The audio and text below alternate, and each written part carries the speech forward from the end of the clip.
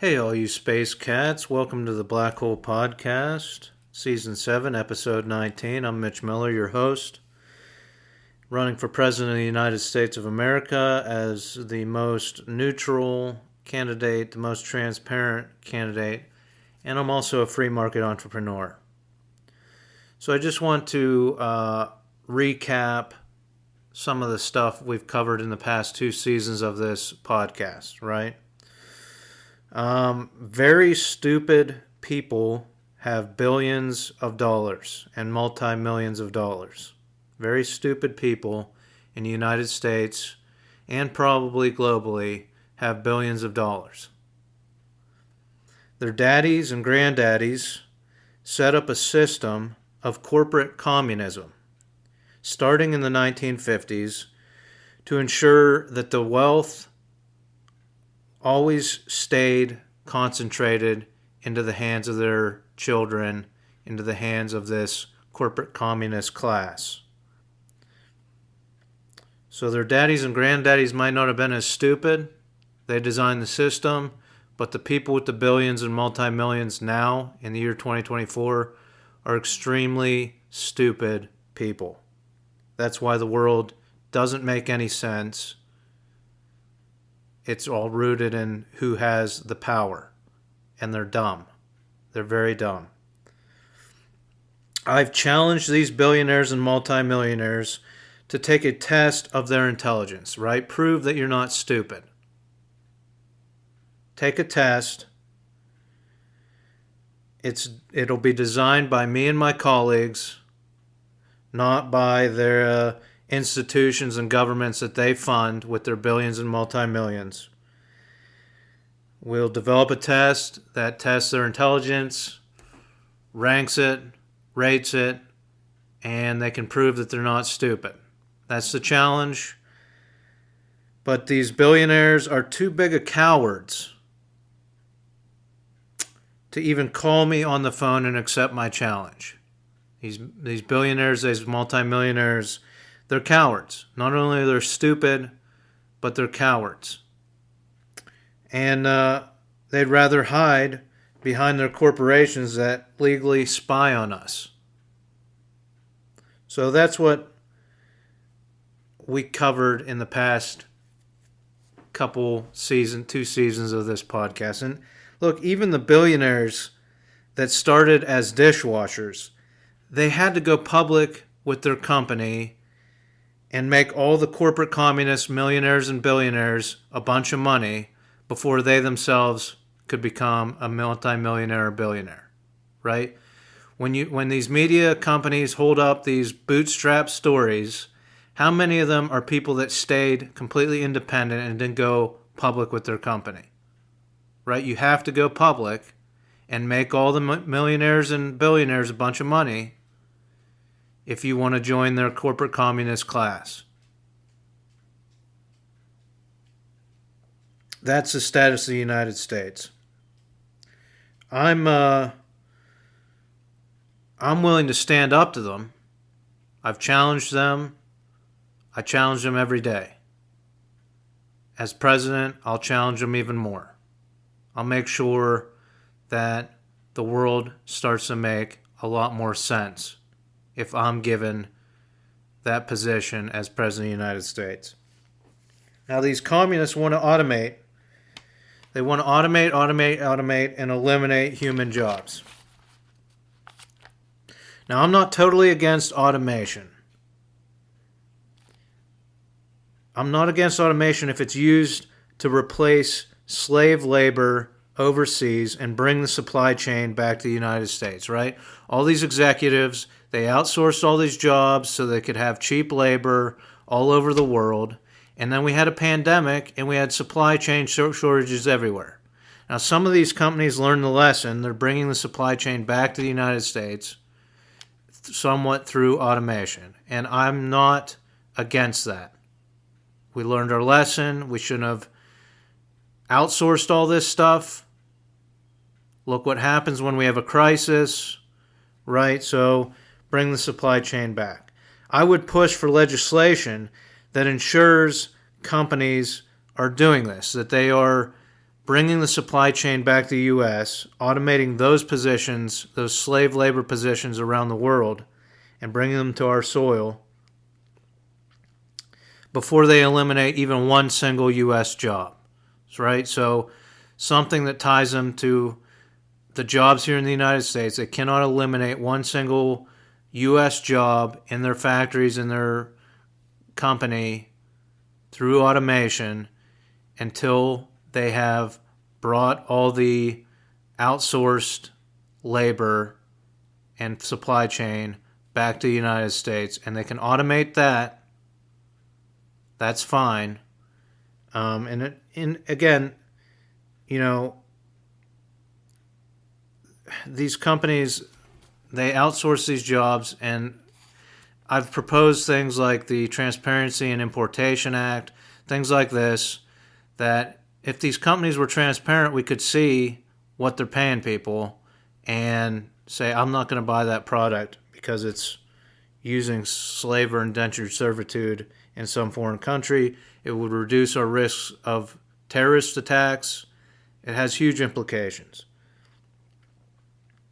Now, I would also like to outlaw humanoid robots altogether if I could find the support, right? Why would we design robots that are connected via wireless to AI that can open our doors, that can come into our houses, come into our places of business, and operate just like a human? You can automate whole factory floors, and companies have been doing it for years without humanoid robots. Humanoid robots literally represent the one-for-one replacement of a human being.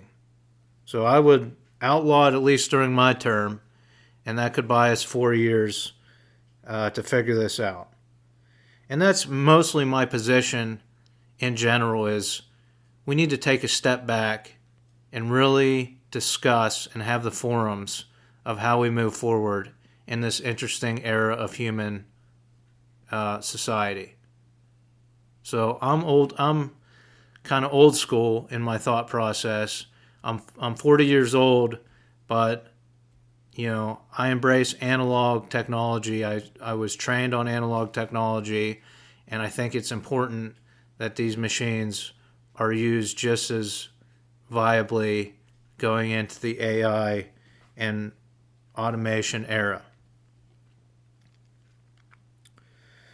I want to talk about a personal situation. Comcast raised my bill for internet to $90. My promotional period ended. They raised it to $90 a month. That's just for internet, just for the slowest internet they have, the 300 megabytes or whatever. $90 a month. So the promotion was over. I walked to the store, the Comcast store, to discuss things. And I want to talk a little bit about the history of fiber optic cable, fiber optic infrastructure, fiber optic internet in Pittsburgh, where I live.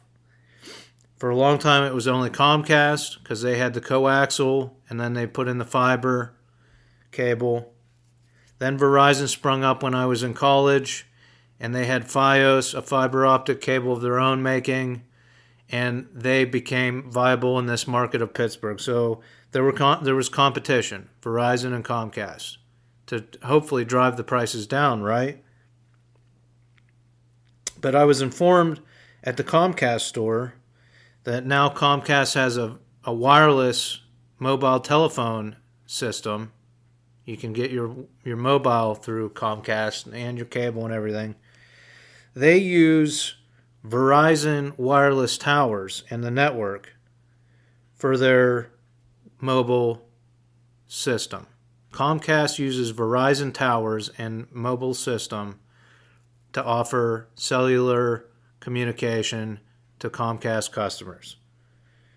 Now, if this isn't an opportunity for backroom conversations at the very minimum about, hey, don't drop your fiber prices until we up our mobile prices, and so on and so forth, I don't know what is.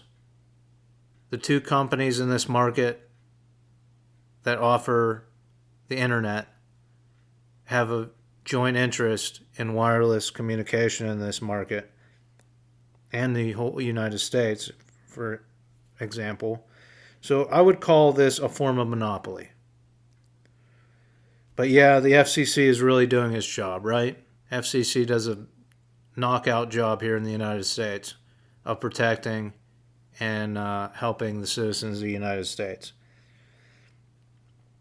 They could hire me. They could have put me on the board of the FCC. I would have really shook things up. But, the corporate communists run this country. So, until you vote for someone to stand up to them, we're just going to have $90, $60 internet bills. And shouldn't this, if I'm paying $45, $60, whatever, shouldn't it come with protections, right? These companies, these media companies, have a double revenue stream. They have, cable television before internet was a double revenue stream. We pay them for the television. We pay them to advertise to us. So it's double revenue. We pay them for the service, and the advertisers pay them to advertise on it. Right? Same with internet. You pay them to provide you with internet, and companies are legally allowed to gather information on you, spy on you using that internet, and market more intelligently to your needs. Right? It's a double revenue stream. Now, ideally, we could just have a system where advertisers pay for our service. Right? You're advertising into my living room. You're gathering information on my internet.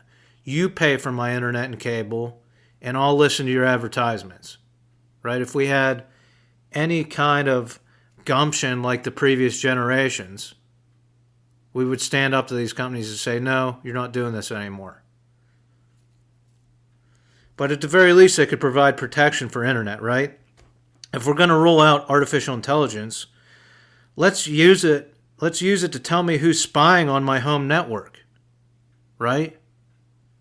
If we're going to have artificial intelligence, $60 a month gets you an AI monitoring and alert system, and it tells you every company that's tapped in or manipulated your network, or any government or whatever.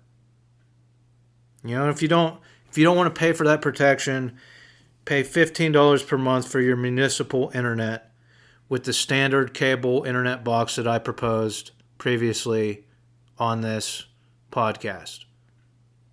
Right? Our standard box, you never have to buy or pay a rental fee on that box. It's good for 50 years. We have the municipal internet. There's no protections, right? With the municipal, we're bare bone. Here's your internet. You can access the internet and some free channels, but we aren't going to provide AI protection or any kind of protection for you.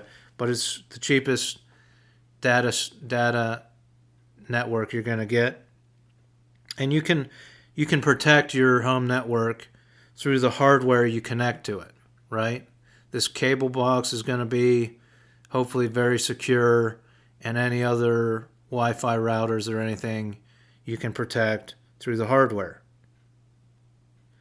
So these cable companies, they send out door-to-door people to get you to switch. There's companies that have telemarketers. Here's what I say to telemarketers, door-to-door people, because these door-to-door people have pamphlets and name tags, and here's the only credential I want to see from your door-to-door people, right? And this is what I say to telemarketers too. I want a sheet that you can show me that shows me executive compensation. All your executives, their compensation, bonus packages. When you show me that, I'll listen to what you have to say. I might even switch to your company, right? On telemarketers, they say, I want to know what the CEO makes down to the lowest paid employee and where you operate, so I can ensure that you're not using slave labor in some foreign country, and I'm supporting that. Email me that spreadsheet, the CEO down to the lowest paid employee, and I'll consider using your service. So next time you have a telemarketer, door-to-door person, try out that scenario. Maybe if enough of us put that in their face, it'll filter up to the CEO, corporate communist, and they'll be more transparent with their company. So I want to plug my websites. Haven't plugged them in a while. I have 4 active websites that I maintain. Plotm.com is my first website. It's my artist website for my artwork and things like that, but there's some good ideas on there connected to that if you look around. MitchForMayor.com is the website I created when I was running for mayor of Pittsburgh. It's got the peace treaty I proposed with non-lethal duels to solve the problem of deadly war, to end all deadly war on planet Earth. That's under the Periscope tab.